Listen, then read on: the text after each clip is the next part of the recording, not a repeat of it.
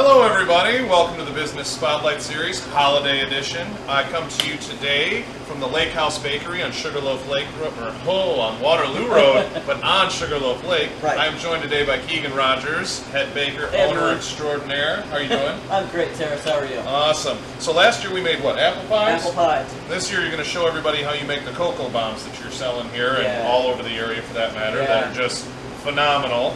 It's what I call the bomb. There we See go. what I did Yes, there? Yeah. that's good. Fun's the best.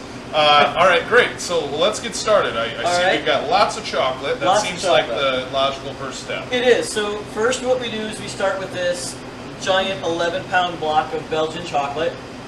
We cut it up into small pieces and then we put it in a double boiler and melt it. So we have really beautiful melted chocolate. I just want to live in there. I know, right? Yeah. Like, how could you not? Yeah. So once we have the chocolate ready to go, we put it in a mold. So Okay.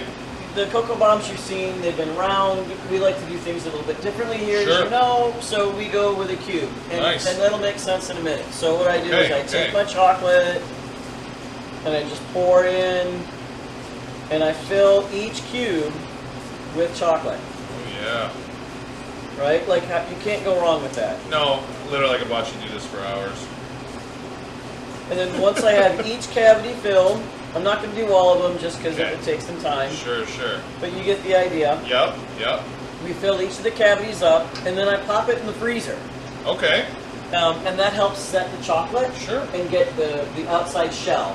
So the outside will freeze, but the inside stays moderately Yep. liquid? Moderately, Okay. and then what I do is I pour it out, and then I get the shell. Oh. So you can see it's an empty cavity, Yeah. right? Yes. And then I take some mini marshmallows, because you got to have mini marshmallows. It's not hot cocoa without any marshmallows. Nope.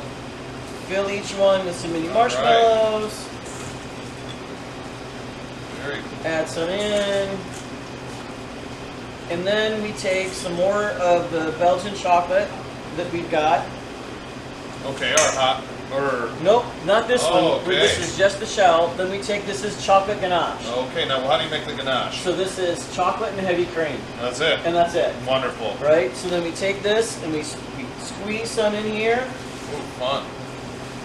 And this is what's going to give you that rich, creamy, hot cocoa. Yeah. And I have these flavored peppermint. So these are going to be our peppermint cocoa cubes. Okay. Just keep adding, fill it up. Yeah. Pretty much to the top. Pretty much, because I noticed last year when I was making these, if I didn't fill it almost all the way to the top, there'd be this giant, thick of piece of chocolate, Okay. which is not bad. No, but I mean, we I'm want just the saying, ganache. That's right? what we're looking This for. is what we're looking for, is the Yeah. ganache. So once I have all these filled, doesn't take very long, as you can see. I've also done this a lot. Yes. I pop this back in the freezer to set it. So I'm done with this. All right, I'm so going to they hand go this back off. in the freezer. Yep, that goes in the freezer. So then we've got this. Okay. So this is what it looks like. All right.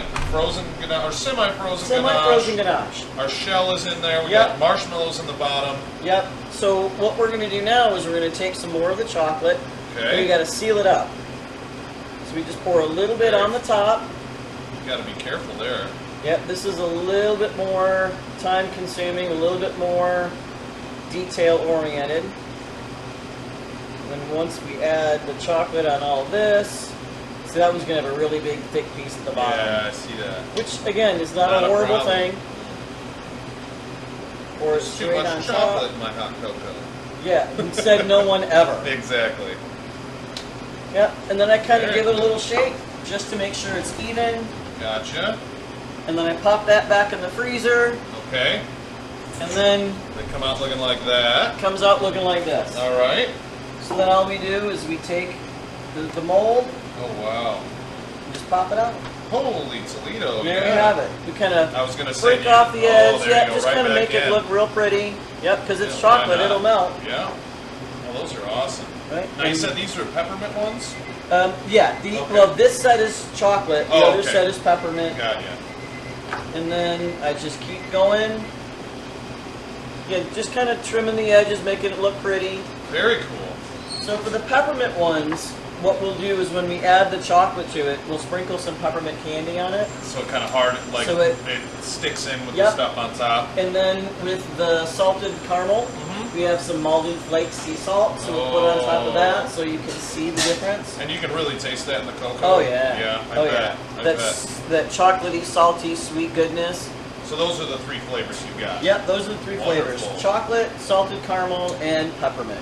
So this is kind of cool, everybody, because basically, as you can see from today, if you've got a little bit of time and you've got some seriously high-quality chocolate, this is probably something you can do at home. But for all of you out there like me that don't want to do any of that, you can buy this stuff right here at Lakehouse Bakery on Waterloo Road. Now, you also have your stuff at Agricole right in Chelsea.